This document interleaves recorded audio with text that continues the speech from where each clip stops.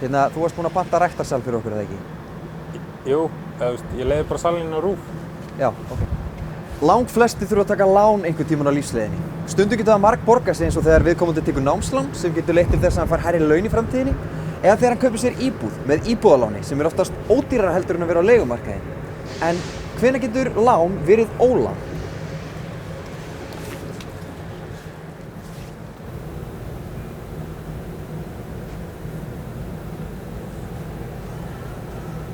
Í alvörunni.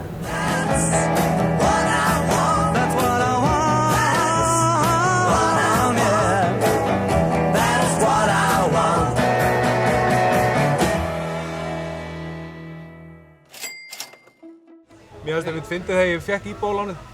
Þá var ég svo hamingjusamur.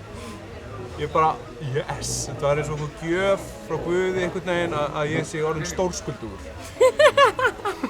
Mér fannst það rosalega fyndið svona. Yes! Lán eru alltaf ólán, held ég sko. Ég að taka núna mitt fyrsta lán. Ég ákvað bara þegar ég keypti mér bíl að ég keypti mér bara Toyota Yaris fyrir 1,5 ári. Ég hefði alveg getað keypt mér bara einhvern 4 milljóna króna bíl og þá hefði ég þurft að taka lán.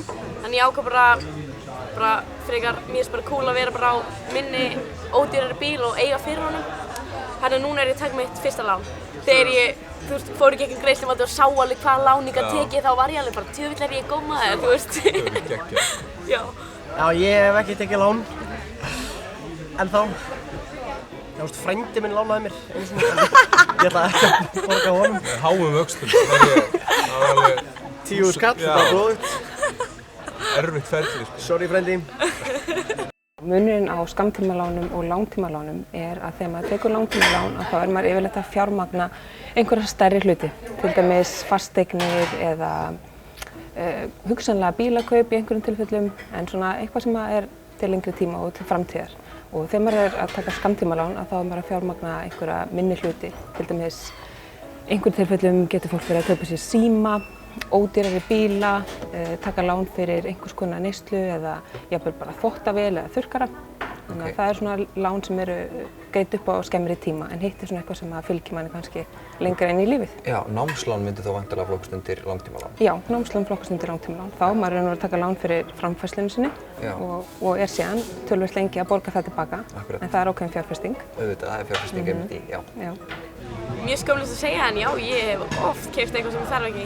Ég reyndar, þegar ég var að safna fyrir íbúð, ég tók mér ástpásu, þá hafði ég þessum reglu að ég var alltaf að fara að leggja fyrir ákveðið mikið á hverjum einsta mánuði og það sem var umfram það gerði ég ekki fyrir sjálf mig.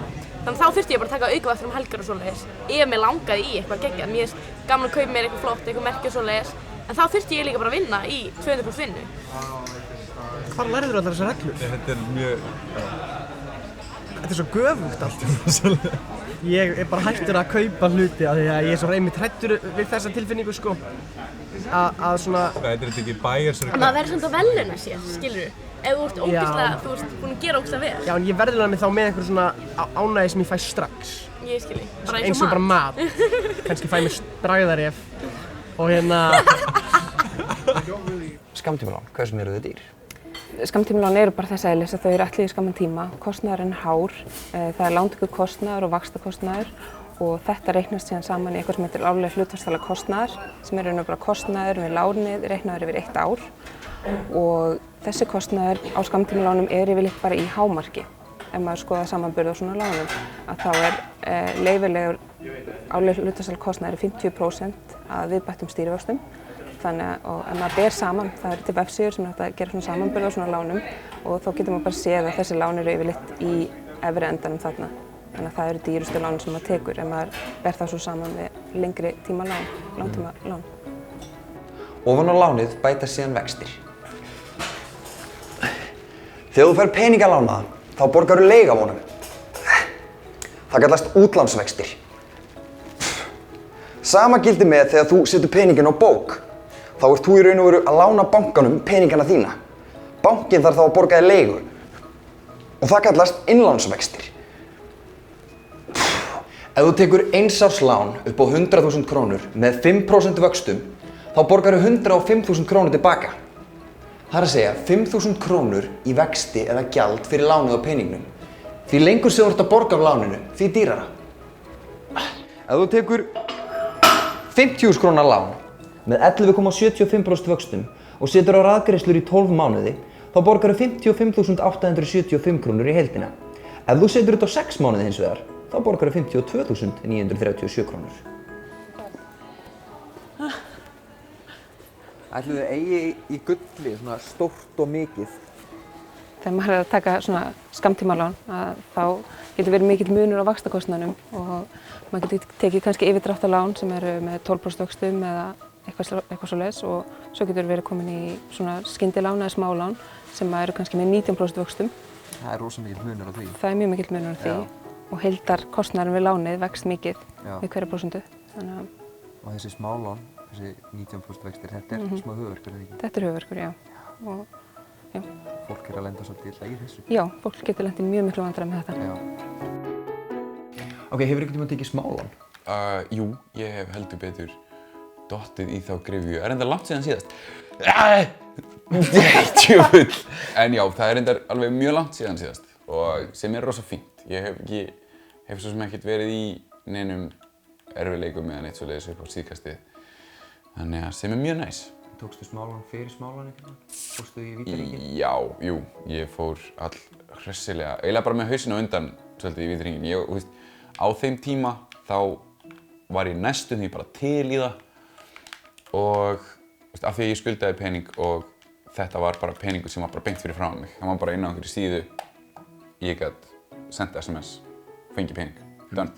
Manni verður eitthvað svo illa við sjálfan sig fyrir að taka þessar heimskulegu ákvarðanir eins og þarf maður bara að lifa með þeim.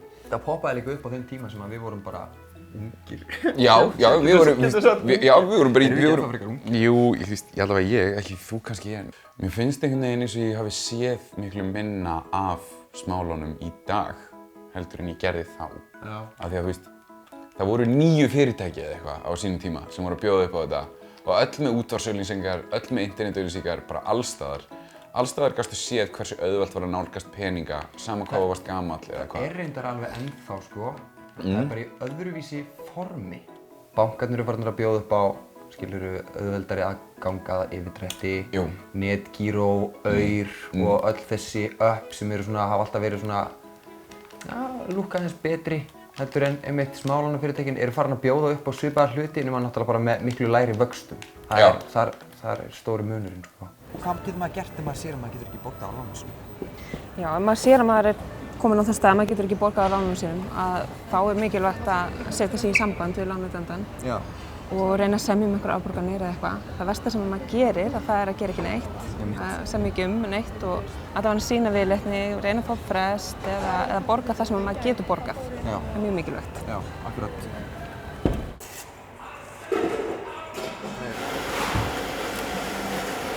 Já, eins og við komum inn á smálánin eru rosalegur höfuðverkur. Ég hef sjálfur, þegar ég var 18 ára, þá poppuðu þessi smálánafyrirtæki upp og ungi ég sem hugsaði ekki lengra en bara daginn út að tók lán, smálán og svo tók ég bara annað og svo allt í einu gæti ég ekki borgað þau, þá þurfti ég að taka lán hjá kannski öðru fyrirtæki, svo gekk þetta bara koll á kolli og þetta var orðinn vítahringur.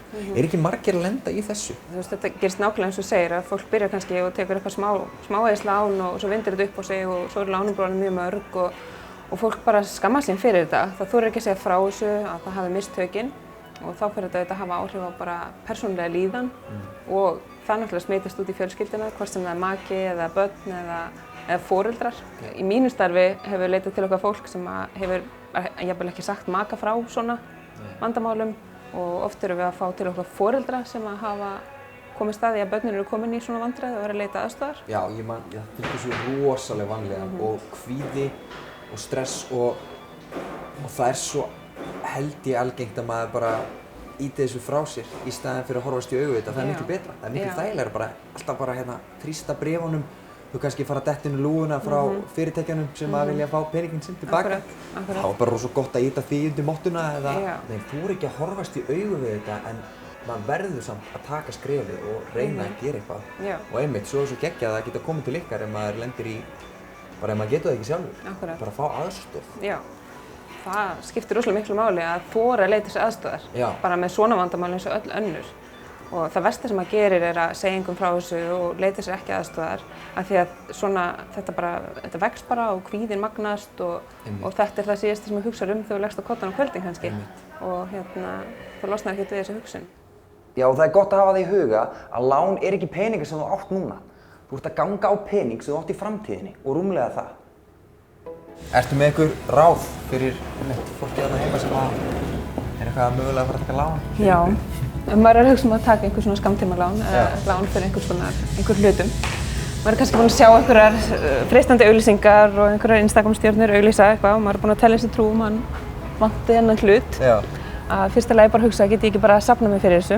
Einmitt. Það er svona það skynsamlegasta sem maður gerir. Það er að safna sér og það veitir manni mun meira ánægju heldur en að taka lán fyrir því. Og ef maður er á þeim stað að maður þarf að taka lán, það kemur alveg fyrir. Þá þarf maður bara að vera viss að taka upplýsta ákvörðun, kynna sér það sem er í boði, kostnaðinn og hugsa síðan aftur, þarf við virkilega að kaupa hann hlut.